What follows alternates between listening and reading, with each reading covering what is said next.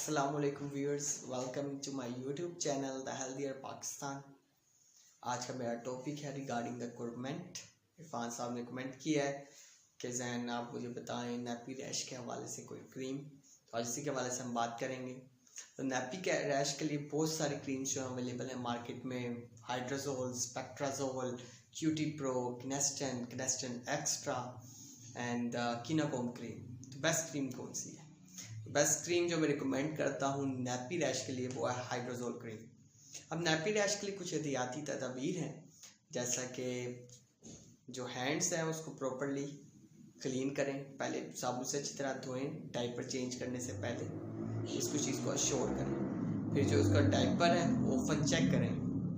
Then second पे जो है कोई भी जो है आप अगर कोई वाइप्स यूज़ करते हैं तो वाइप्स का इस्तेमाल जो है वो बिल्कुल ना करें।